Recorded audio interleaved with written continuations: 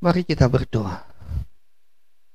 Bapa kami yang bertahta di dalam kerajaan surga, hati kami melimpah dengan ucapan syukur untuk pagi hari ini.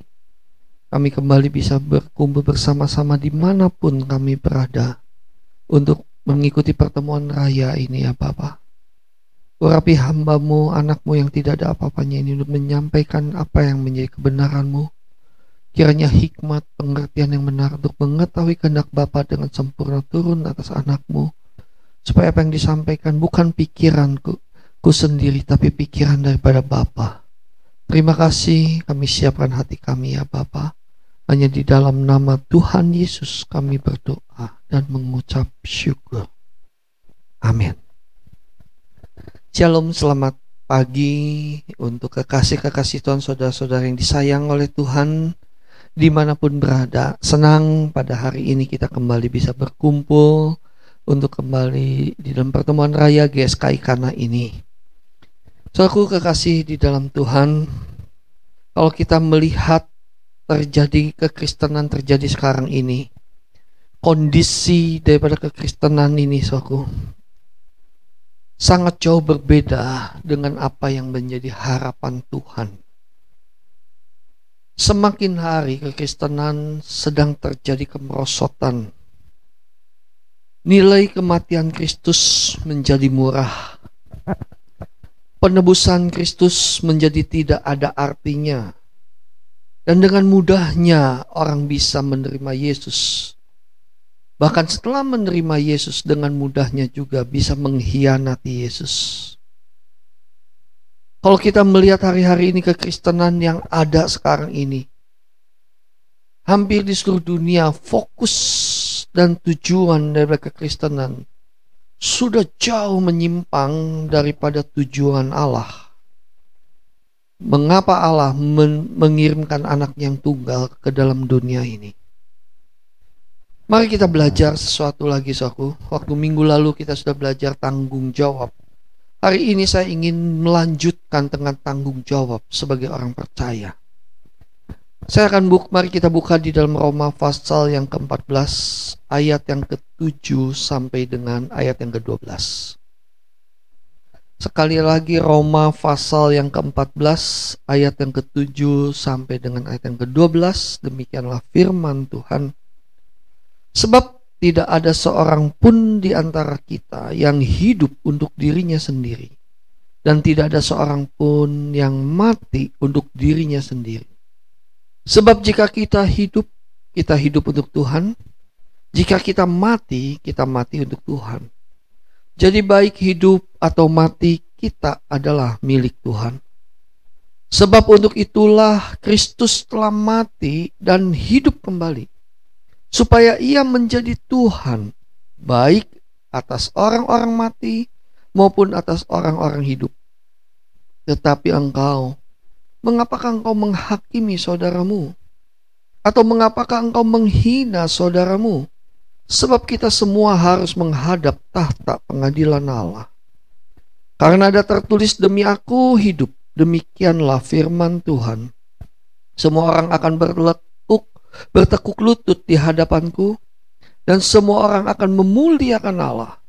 Demikianlah setiap orang di antara kita akan memberi pertanggungan jawab tentang dirinya sendiri kepada Allah. Nah, aku khusus di dalam ayat yang ke-9. Sebab untuk itulah Kristus telah mati dan hidup kembali. Ada satu penekanan bahwa apa sih tujuan Kristus mati dan hidup kembali? Yaitu di sini dikatakan supaya ia menjadi Tuhan. Nah, saudaraku kekasih dalam Tuhan, ini hal yang sangat penting di dalam kekristenan. Memang kita seringkali berkata Yesus adalah Tuhan, dan kalau kita menerima Yesus sebagai Tuhan dan Juru Selamat. Tetapi pertanyaannya, apakah benar kalau kita berkata Yesus adalah Tuhan? Apakah benar kita sudah menjadikan Yesus itu Tuhan? So, kita harus waspada akan kehidupan kita. Sudah bertahun-tahun, bahkan mungkin berabad-abad, konsep di dalam kekristenan itu sudah semakin menjauh daripada konsep pikiran Allah sendiri. Saudaraku, di dalam kitab Roma di sini dikatakan, sebab tidak ada seorang pun di antara kita yang hidup untuk dirinya sendiri, dan tidak seorang pun yang mati untuk dirinya sendiri. Jika kita hidup untuk Tuhan. Jika kita mati untuk Tuhan. Jadi baik hidup maupun mati, kita adalah milik Tuhan. Nah, inilah kuncinya, saudaraku. Inilah kuncinya. Kekristenan itu bukan hanya beragama, tapi kekristenan itu berubah yang awalnya milik dunia menjadi milik Tuhan. Dan kalau kita sudah menjadi milik Tuhan, maka harus dan sudah seharusnya bahwa kita itu hanya sebagai hamba dan Yesus itu adalah Tuhan. Kenapa saya tadi katakan bahwa kekristenan sedang terjadi kemerosotan? Sedang terjadi pembalikan fakta. Sedang terjadi pembalikan apa yang sebenarnya Yesus datang, untuk apa datang ke dalam dunia ini.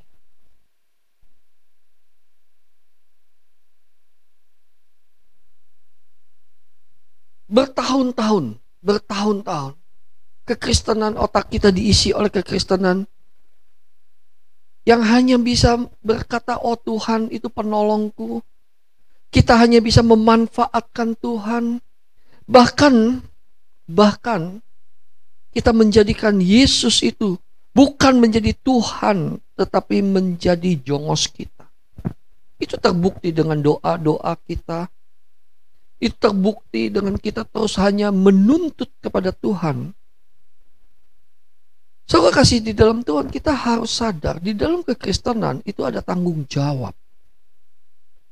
Tetapi sebaliknya, begitu kita percaya kepada Tuhan Yesus, banyak orang Kristen tidak mau bertanggung jawab, tetapi banyak orang Kristen menuntut tanggung jawab daripada Tuhan. Lucu kan? Pada saat kita sudah menjadi orang Kristen, lalu kita akan berkata, oh Yesus dihukum supaya kita diampuni, amin.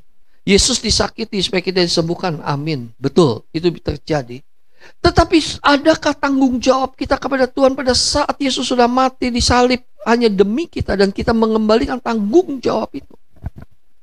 Tapi sebaliknya sekarang orang Kristen lebih banyak menuntut tanggung jawab kepada Tuhan Yesus daripada kita melakukan tanggung jawab diri kita sendiri.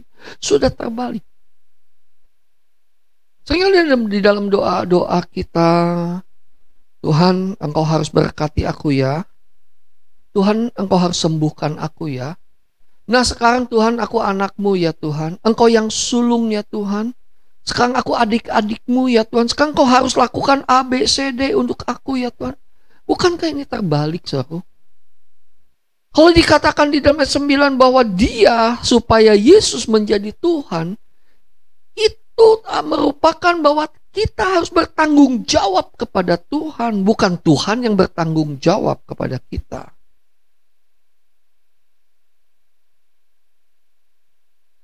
Seringkali kita hanya menuntut dan kita tidak mau melakukan tanggung jawab. Sebagai contoh, misal kita makan seenaknya, makan dengan pola yang tidak sehat, lalu jatuh sakit. Lalu setelah jatuh sakit, seolah-olah Tuhan harus bertanggung jawab untuk menyembuhkan. Atau sebaliknya, Tuhan memberkati kita dengan satu perusahaan atau dalam satu pekerjaan, tetapi kita tidak bertanggung jawab atas perusahaan atau bertanggung jawab itu. Lalu terjadi sesuatu, terjadi satu masalah di dalam pekerjaan kita, di dalam usaha kita. Lalu dengan enaknya kadang-kadang kita berkata kepada Tuhan, Tuhan tolong berkati aku, pulihkan aku. Pada kesalahan, bukan pada Tuhan. Bukankah kekristenan sekarang terjadi seperti itu, saudara? Kalau boleh saya katakan, kekristenan hari ini sangat kurang ajar kepada Tuhan. Tidak menghormati Tuhan.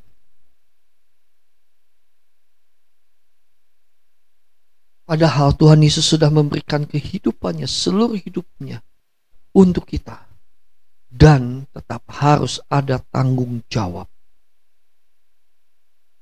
Oleh sebab itu dalam ayat yang ke-12 di dalam Roma tadi dikatakan, demikianlah setiap orang di antara kita akan memberi pertanggungan jawab tentang dirinya sendiri kepada Allah. So, kita harus menyadari, begitu kita terima Tuhan Yesus, begitu kita terima Yesus sebagai Tuhan dan Juru Selamat, saat itu juga kita harus bisa memberi pertanggungjawaban kepada Allah tentang diri kita. Mulai yuk ubah pola pikir kita. Jangan sampai kita berpikir bahwa setelah kita menjadi orang Kristen kita tidak melakukan apa-apa. Jangan sampai kita menjadi orang Kristen lalu kita hanya bisa kata, oh sekarang aku tinggal diam, Tuhan yang berperang. Oh kita tinggal diam karena Yesus yang kaya jadi miskin supaya aku yang miskin menjadi kaya. Oh enak sekali ya kita bisa sepertinya maaf memperbudak Tuhan. Padahal dia Tuhan yang agung dan mulia. So aku kekasih di dalam Tuhan, mari setiap anugerah, setiap keselamatan yang Tuhan berikan pada kita ada tanggung jawab. Setiap apa yang Tuhan percayakan dalam hidup kita ada tanggung jawab. Sudah bertahun-tahun, sekali bertahun-tahun, bahkan berabad-abad pikiran kita diisi oleh doktrin kekristenan yang salah. Diisi oleh doktrin kekristenan yang begitu percaya langsung bisa selamat. Langsung percaya itu langsung selamat, langsung masuk surga, langsung di dalam pengertian bahwa kamu mau lakukan apapun juga bebas karena kita sudah punya tiket masuk surga. Padahal arti percaya, arti selamat pun tidak pernah mengerti. Dan iblis suka sekali. Iblis suka sekali sehingga manusia tidak bertanggung jawab. Minggu lalu saya sudah bahas tentang tanggung jawab pada saat Allah memerintahkan kepada Adam dan Hawa untuk memelihara taman itu, untuk memberi nama binatang, dan Allah memberikan perintah dan manusia tidak bertanggung jawab dalam hal itu. Nah, ini sudah terjadi dan ini sampai hari ini terjadi. Tapi hari ini di dalam Tuhan kita harus bertobat. Mari kita buka di dalam Ibrani pasal yang keempat ayat yang ke-13. Ibrani 4 ayat 13 demikian firman Tuhan, dan tidak ada satu makhluk pun yang tersembunyi di hadapannya, sebab segala sesuatu telanjang dan terbuka di depan mata Dia, yang kepadanya kita harus memberikan pertanggungan jawab. Jelas Alkitab ngomong bahwa siapa yang percaya kepada Yesus itu ada tanggung jawab dan harus memberikan pertanggungjawaban nanti kelak di hadapan Bapa. Kelak di hadapan Allah. 1 Petrus 4 ayat yang kelima. 1 Petrus 4 yang kelima berkata begini, tetapi mereka harus memberi pertanggungan jawab kepada Dia yang telah siap sedia menghakimi orang yang hidup dan yang mati.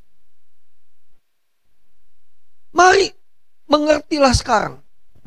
Kekristenan itu menuntut tanggung jawab dalam hidup kita. Kekristenan itu bukan sekali selamat tetap selamat. Kekristenan itu bukan hanya menerima anugerah kasih karunia lalu tidak ada tanggung jawab. Lalu dengan mudahnya kita bisa jatuh bangun berbuat dosa. Lalu berkata, oh pokoknya semua sudah ditanggung di atas kayu salib.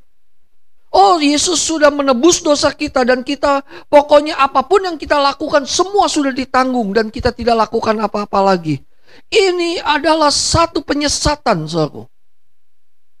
Karena Alkitab jelas katakan apa yang telah dilakukan oleh manusia harus dipertanggungjawabkan di hadapan Allah. Markus 13 ayat 34, Yesus sendiri berkata di dalam satu perumpamaan dalam Markus 13 ayat yang ke-34. Dan halnya sama seperti seorang yang bepergian, yang meninggalkan rumahnya dan menyerahkan tanggung jawab kepada hamba-hambanya, masing-masing dengan tugasnya, dan memerintahkan penunggu pintu supaya berjaga-jaga. So, Yesus memberikan satu perumpamaan, banyak orang diberikan satu tugas pekerjaan. Lalu Yesus menyerahkan tanggung jawab itu kepada hamba-hambanya. Demikian juga kita, kalau kita menerima keselamatan, kalau kita sudah menerima Yesus sebagai Tuhan dan Juru Selamat, saudara harus paham. Ada tugas, ada misi Tuhan, ada tujuan Tuhan atas hidup kita. Dan setiap tugas misi yang Tuhan berikan kepada kita itu dituntut tanggung jawab. Itu dituntut tanggung jawab. Tidak semena-mena Tuhan memberikan tugas lalu ya udah kamu bisa lakukan, silakan. Kamu tidak bisa lakukan, nggak apa-apa, aku yang akan lakukan. Tidak demikian. Saya sering sekali mendengar, saudaraku,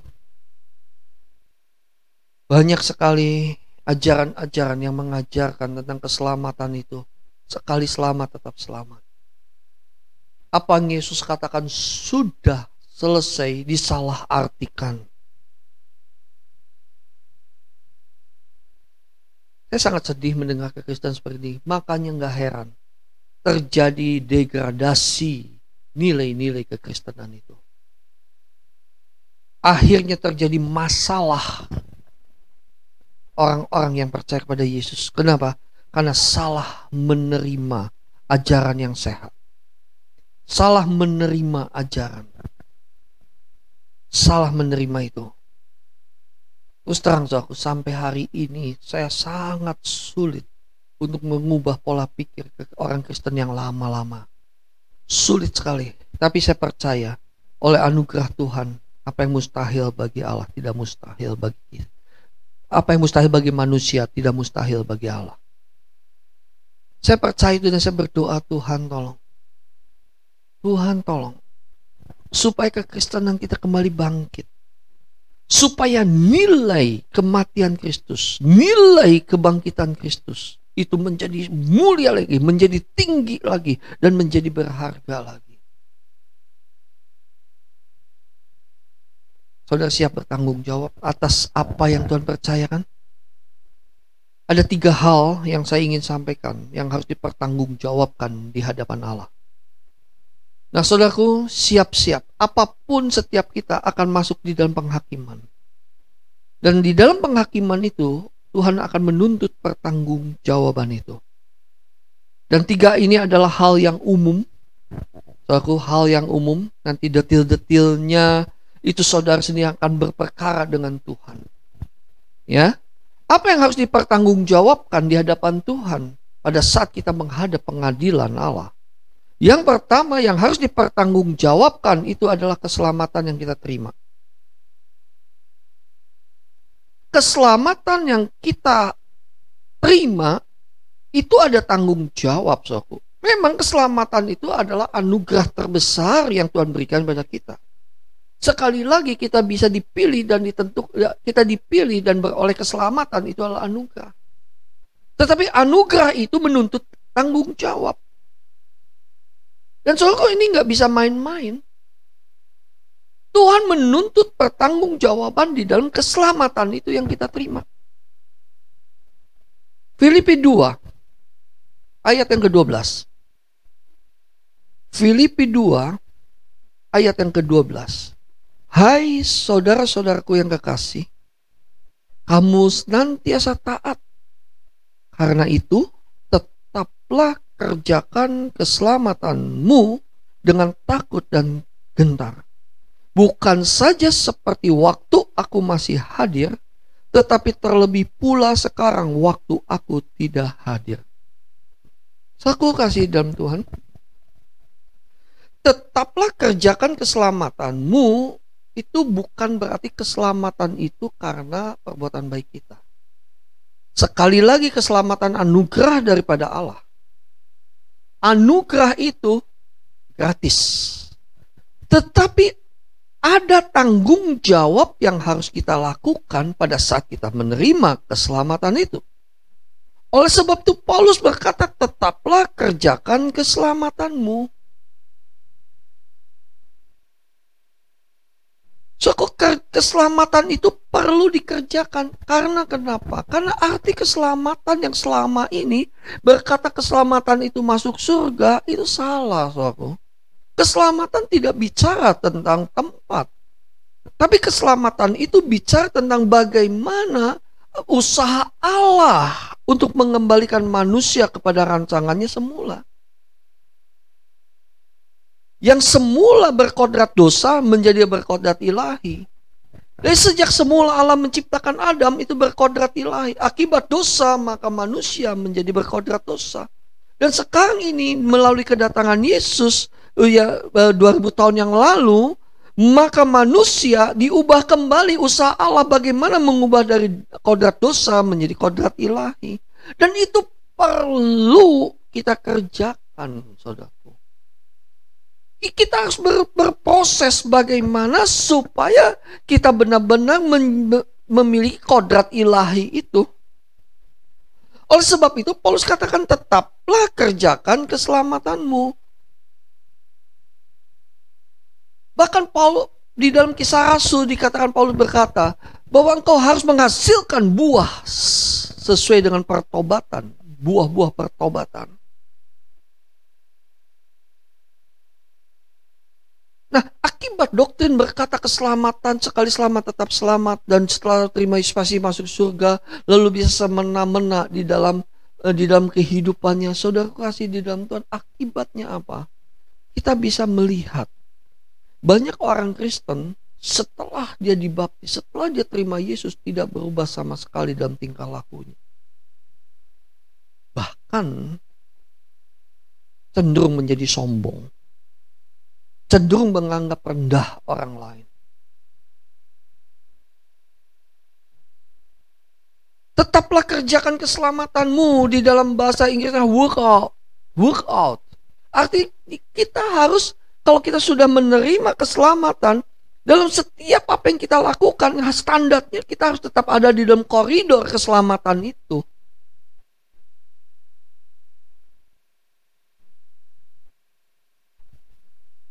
Tetaplah kerjakan keselamatanmu. Kalau kita sudah percaya Yesus dan menjadi acuan hidup kita Yesus, maka setiap tingkah laku, perkataan, perbuatan apapun juga, kita harus tetap mengacu kepada Kristus.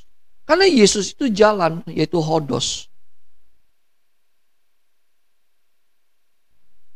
Kita harus bisa membuktikan bahwa kita tuh harus berubah pada saat kita terima Yesus. Tapi banyak orang merasa sudah berubah padahal belum berubah. Sehingga nilai kekristenan yang sesungguhnya itu mengalami kemerosotan. Kalau kita perhatikan pada zaman Kisah Rasul, gereja mula-mula pada saat itu, mereka dengan tekun bisa berdoa. Mereka memiliki nilai kekristenan yang sangat luar biasa. Bahkan mereka rela mati untuk Tuhan. Tapi untuk hari ini kita melihat banyak orang Kristen yang hidupnya tidak mencerminkan Kristus. Banyak orang Kristen yang hidupnya mencerminkan dunia ini. Banyak orang Kristen yang hidupnya tidak fokus kepada Kristus. Kerjakanlah keselamatanmu. Artinya kita harus tetap ada di dalam koridor keselamatan itu. Tidak boleh menyimpang apapun yang kita lakukan, koridor di dalam keselamatan itu. Setiap hari kita harus makin dewasa di dalam keselamatan itu. Sehingga genap apa yang Bapa mau. Genap apa yang Allah mau. Yaitu kita sempurna seperti Bapa, serupa dengan Kristus. Genap seperti apa yang Bapa mau, bahwa kita dikembalikan kepada rancangan semula. Ini tanggung jawab kita di dalam keselamatan. Jangan sampai, saudaraku, jangan sampai nanti pada saat kita menghadap tahta pengadilan Allah, keselamatan yang kita terima dari Tuhan, keselamatan yang kita terima dan yang Tuhan berikan bagi kita, dan kita terima itu, kita tidak bertanggung jawab. Dan kita menyia-nyiakan keselamatan itu. Berapa banyak orang Kristen yang menyia-nyiakan keselamatan itu? So mari hal yang paling pertama. Yang pertama ini, tanggung jawab kita tentang keselamatan. Kerjakan keselamatan kita dengan takut dan gentar. Keselamatan yang kita terima ini, kita dengan sukacita pertahankan itu. Berjuang terus sampai kesempurnaan, sempurna seperti Bapa, serupa dengan Kristus nyata dalam hidup kita semua. Orang yang sudah menerima Yesus sebagai Tuhan dan Juru Selamat harus betul-betul tampil beda. Saya berkata kepada diri saya sendiri, setiap hari saya berdoa, Tuhan, aku mau menjadi alat peragamu. Aku tidak mau mempermalukan Engkau. Aku mau menjadi contoh dan teladan bagi banyak orang. Sehingga saya harus berani berkata kepada anak saya, kepada istri saya, kepada mantu saya harus berani berkata begini, ikutilah teladanku. Dan pada saat saya berkata begitu, itu adalah satu tuntutan yang begitu keras atas hidup saya, supaya saya harus bisa mengerjakan keselamatan itu dengan benar. Dan itu tanggung jawab yang harus saya lakukan di hadapan Allah. Karena satu kali Tuhan akan tuntut tanggung jawab itu dalam hidup saya. Saya percaya saudara mau lakukan ini. Camkan baik-baik, keselamatan itu gratis. Keselamatan itu anugerah yang kita bisa terima. Tapi ingat, di balik kegratisan dan anugerah itu ada tanggung jawab. Yang kedua, tanggung jawab apa yang akan kita pertanggungjawabkan di hadapan Allah? Yang kedua itu pengharapan. Saudaraku, pengharapan kita tuh perlu dipertanggungjawabkan setelah kita menerima Yesus. Nah, yang menjadi pertanyaannya adalah, apa tujuan kita menerima Yesus? Apa tujuan kita menjadi orang Kristen? Kalau tujuan kita menjadi orang Kristen dengan dalam tanda petik hanya ingin supaya kita selamat di bumi, selamat di surga, supaya kita diberkati, supaya kita menjadi kaya, supaya kita bisa mendapat mujizat, ya maaf saudaraku, di luar kekristenan pun itu bisa. Nah, pengharapan ini Tuhan akan tuntut pertanggungjawaban. Pada saat kita menerima Yesus sebagai Tuhan dan Juru Selamat, ada satu pengharapan. Nah, pengharapan itu apa? Pengharapan itu adalah keinginan supaya segala sesuatu itu terjadi. Ya, arti pengharapan itu. Jadi kalau kita menerima Yesus sebagai Tuhan dan Juru Selamat, berarti kita punya pengharapan. Nah, pengharapan yang daripada Tuhan memang tidak pernah mengecewakan. Tapi pengharapan yang ada di dalam hidup kita, apakah sesuai enggak dengan pengharapan yang ada di dalam Kristus? Dan di dalam kekristenan ini, pengharapan ini penting. Pengharapan itu penting. Ibrani 6 ayat 19-20. Ibrani 6 ayat 19-20, demikian firman Tuhan, pengharapan itu adalah sauh yang kuat dan aman bagi jiwa kita, yang telah dilabuhkan sampai ke belakang tabir, di mana Yesus telah masuk sebagai perintis bagi kita, ketika ia menurut peraturan Melkisedek menjadi imam besar sampai selama-lamanya. Katakan begini, pengharapan itu sauh yang kuat dan aman bagi jiwa kita, dan telah dilabuhkan sampai ke belakang tabir. Artinya, saudaraku, bahwa kalau kita sudah percaya Yesus, ada pengharapan yang begitu kuat seharusnya dalam hidup kita. Tetapi sangat disayangkan pengharapan yang semestinya yang benar sesuai dengan yang Tuhan mau, disimpangkan oleh si jahat menjadi pengharapan yang salah. Karena pengharapan itu penting. Kenapa? Pentingnya pengharapan karena pengharapan itu menentukan arah hidup kita. Nah, ini perlu dipertanggungjawabkan loh, saudaraku, di hadapan Tuhan. Ini perlu dipertanggungjawabkan. Pengharapan apa yang ada dalam hidup kita pada saat setelah kita menerima Kristus? Apakah kita pengharapan hanya ingin disembuhkan? Apakah pengharapan hanya ingin dipulihkan? Apakah pengharapan hanya ingin mujizat? Atau pengharapan-pengharapan yang lain yang hubungannya dengan duniawi, dengan hal-hal yang duniawi? Makanya gak heran orang Kristen yang memiliki pengharapan yang salah sangat mudah untuk pindah agama. Orang Kristen yang memiliki pengharapan yang salah sangat mudah melukai hati Tuhan. Orang Kristen yang memiliki pengharapan yang salah sangat mudah menyinggung perasaan Bapa. Orang Kristen yang memiliki pengharapan yang salah sangat mudah kecewa. Sudah seharusnya pengharapan kita itu ditaruh kepada sesuatu yang lebih berharga, saudara, yang Tuhan telah berikan bagi kita.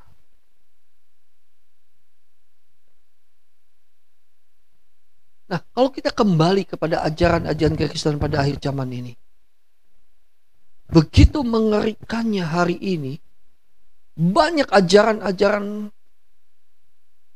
yang mengajarkan kepada banyak orang bahwa pengharapan di dalam Kristus hanya sebatas hal-hal duniawi. Hanya sebatas hal-hal sementara.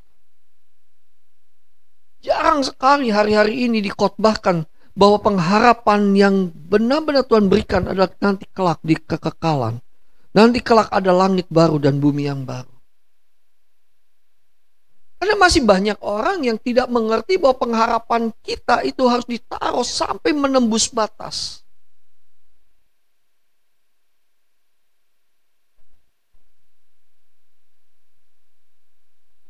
Sangat sulit memang, saya lagi berusaha terus, Tuhan aku mau menaruh pengharapanku menembus batas.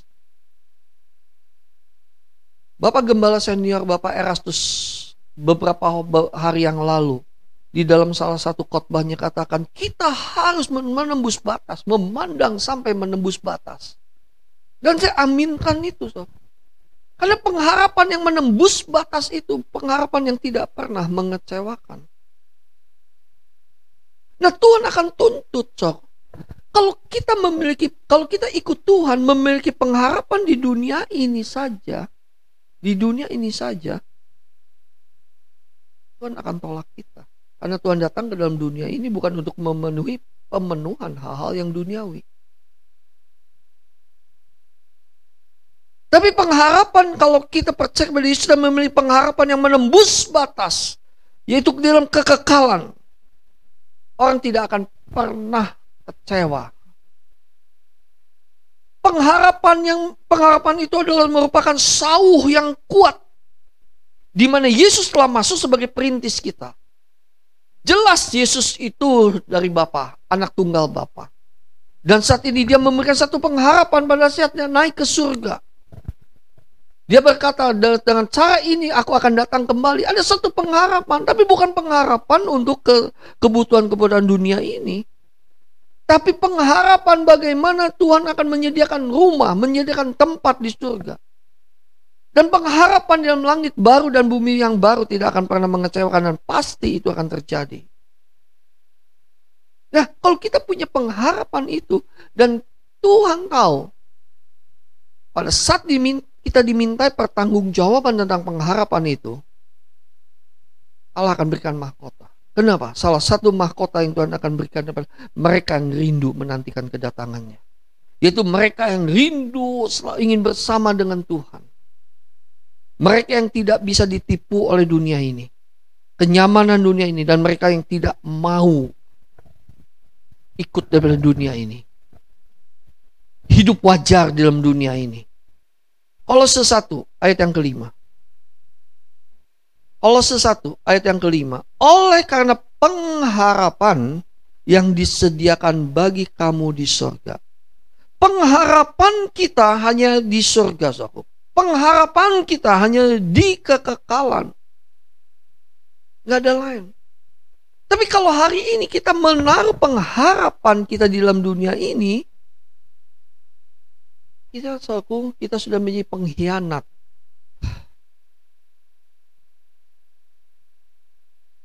Saya harus camkan ini baik-baik. Pengharapan kita ditentukan oleh apa yang kita anggap berharga dalam hidup ini. Kepada siapa dan apa yang kita anggap berharga akan menentukan tindakan kita dan akhirnya mempengaruhi pengharapan kita.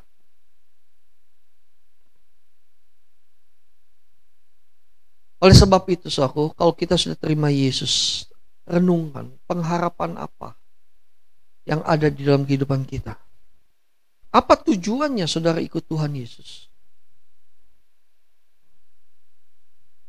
Saudara ini harus benar-benar renungkan. Kalau Yesus katakan, aku memberikan pengharapan kepadamu, So aku bukan pengharapan di dalam dunia ini, tapi pengharapan kelak nanti di surga. Kolose 1 ayat yang ke-27 demikian firman Tuhan. Kolose 1 ayat yang ke-27. Kepada mereka Allah mau memberitahukan betapa kaya dan mulianya rahasia itu di antara bangsa-bangsa lain. Yaitu, perhatikan, Kristus ada di tengah-tengah kamu. Kristus adalah pengharapan akan kemuliaan. Benar nggak? So aku kalau kita terima Yesus, pengharapan kita adalah Kristus? Atau Kristus itu kita manfaatkan? Atau Kristus itu kita peralat untuk pemuasan hawa nafsu kita? Oh, kita pengharapan Kristus untuk supaya Kristus memberkatiku, supaya Kristus bisa memenuhi segala kebutuhan-kebutuhanku, Kristus mengangkat derajatku, Kristus dan sebagainya. Tetapi lupa Kristus itulah kemuliaan yang sesungguhnya.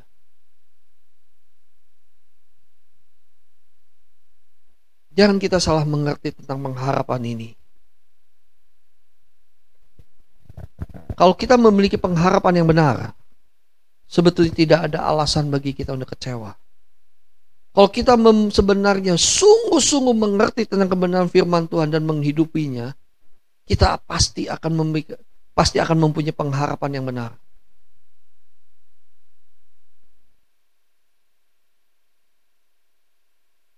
Sekarang ini, saudaraku, kalau ada orang yang berpindah agama atau apa, saya udah gak heran, saudaraku. Saya tidak terlalu sedih, tidak tahu apa. Oh, saya tidak berkata lagi, oh dia menyangkali iman, enggak lah. Buat saya sekarang masa bodoh. Kenapa? Kenapa, saudaraku? Orang yang benar-benar mencintai Yesus, orang yang benar hidup untuk Kristus, orang yang benar-benar hidup bagi Kristus, enggak pernah mungkin bisa mengkhianati Tuhan.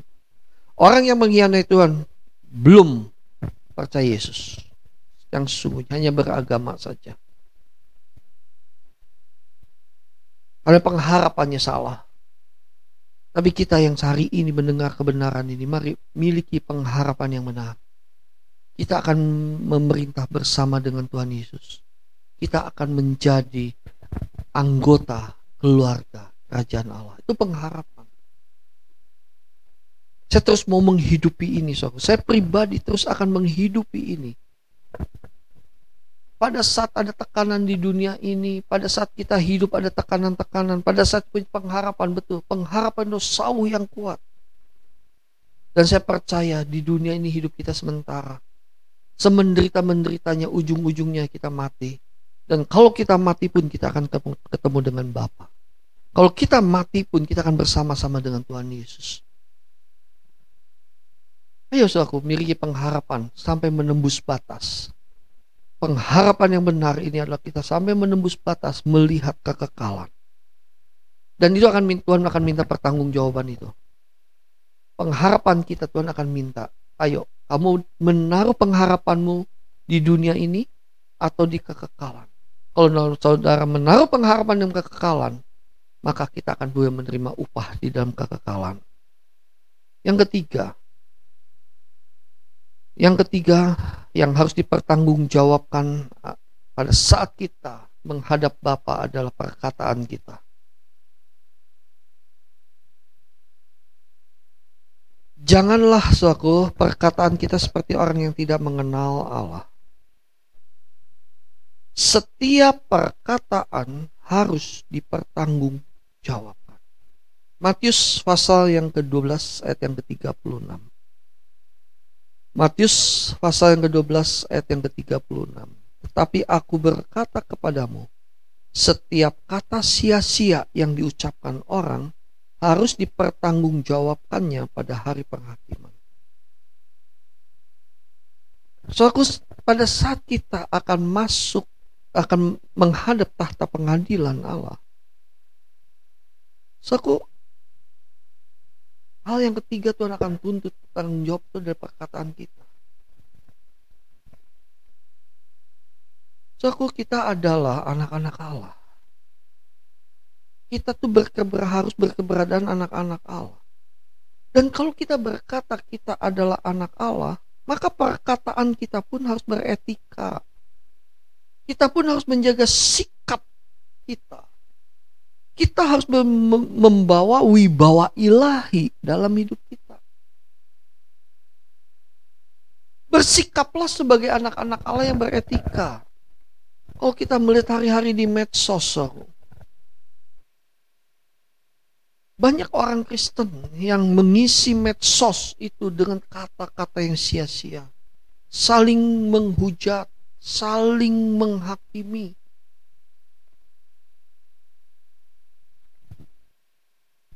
Saya suka dengan istri saya suka joke.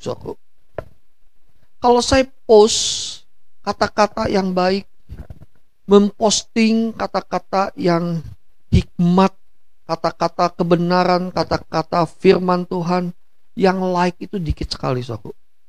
Wah, mungkin hanya di bawah 20. Bahkan setiap hari saya post renungan harian ya yang dibawakan oleh Bapak Pendeta Erastus, saudara. Saya post setiap hari. Yang like paling banyak itu 5. Rata-rata 2 sampai 3. Satu kali saya foto makanan, lalu saya post. Dalam hitungan menit, dalam hitungan jam, itu yang like itu bisa sampai 50. Saya dan istri saya sampai katakan, aduh, kita memberikan sesuatu yang baik, itu orang gak suka. Pada saat kita berusaha untuk memberikan suatu perkataan, isi yang bisa saling membangun, orang gak suka. Makanya orang banyak hoak hari-hari ini. Termasuk Alkitab pun dibikin hoax. Termasuk kebenaran pun dibikin hoax. Dan orang suka dengan kata-kata yang sia-sia. Nah, saudaraku, hati-hati, kita jangan ikut-ikutan. Kalau mendengar hoax, mendengar gosip, jangan ikut-ikutan. Saya tidak pernah berhenti dan tidak pernah mau berhenti untuk memposting yang baik. Dan saya tidak mau memposting yang tidak baik. Karena saya harus membawa wibawa ilahi. Saya harus membawa diri saya sebagai anak-anak Allah. Berkeberadaan anak Allah. Yang dimana harus beretika.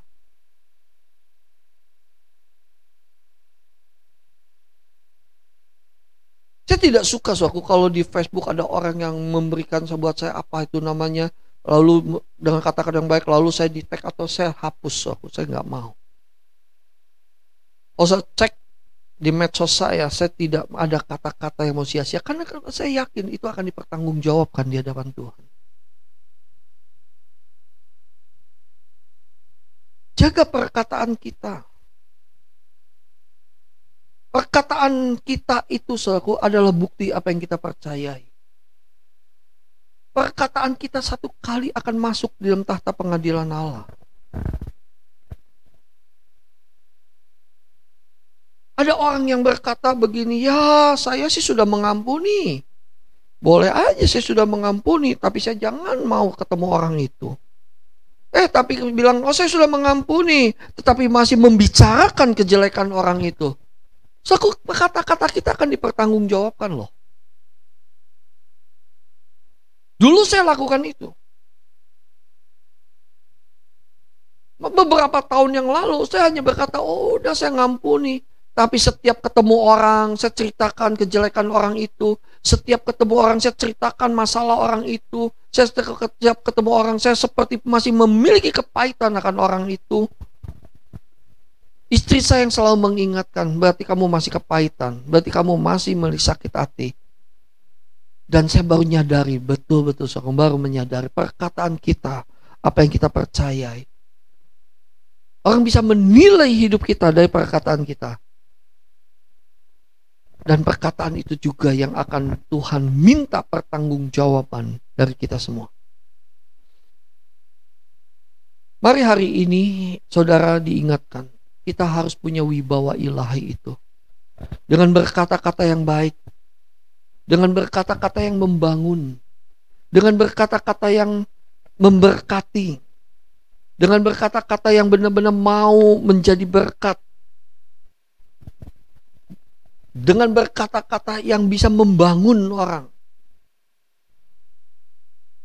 Jangan kata-kata yang mencaci maki, yang menghakimi, yang menyakiti orang.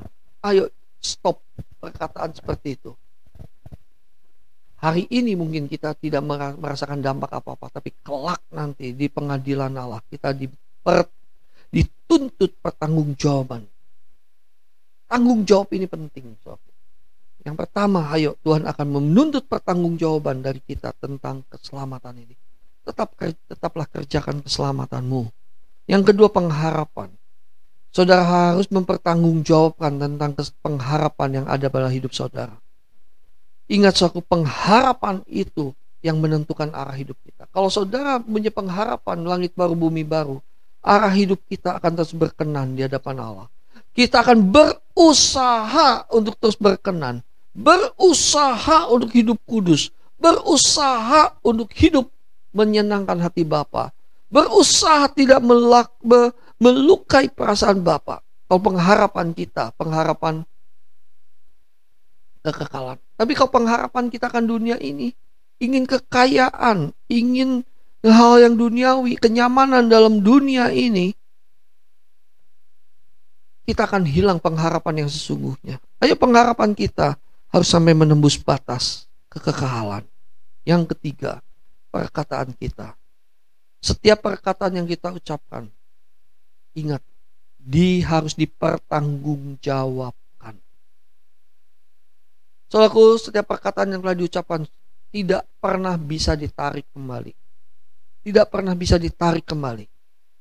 Oleh sebab itu, setiap perkataan yang kita mau ucapkan, pikirkan dulu. Saya selalu sekarang mulai belajar. Sudah beberapa tahun ini mulai belajar. Setiap perkataan yang saya mau ucapkan, saya pikirkan dulu minimal 1-2 detik. Apakah ini berkenan enggak? Apakah ini akan menyakiti enggak? 1-2 detik. Dan puji Tuhan, makin hari ke sini saya makin belajar terus aku. Saya harus berhati-hati dalam perkataan, karena setelah saya mengatakan sesuatu, mengucapkan sesuatu yang melukai orang lain, itu sudah tidak bisa ditarik lagi. Demikian juga kalau kita berkata-kata yang bisa memberkati orang lain, itu akan menjadi berkat buat banyak orang. Ayo saudaraku, kita harus bertanggung jawab atas hidup ini. Kita menjadi orang Kristen yang bertanggung jawab. Jangan kita lepas tanggung jawab. Jangan kita berkata, oh sekarang saya percaya Yesus, semua tanggung jawab sudah ditanggung oleh Tuhan. Tanggung jawab kita sudah ditanggung oleh Yesus di atas kayu salib. Jangan menjadi orang jahat, saudaraku. Tapi kita harus betul-betul menghormati Yesus yang telah mati bagi kita, dengan bertanggung jawab atas keselamatan kita, dengan bertanggung jawab atas pengharapan kita, dan dengan bertanggung jawab atas perkataan kita. Tuhan Yesus memberkati, dan saya percaya firman ini menjadi berkat untuk saudara.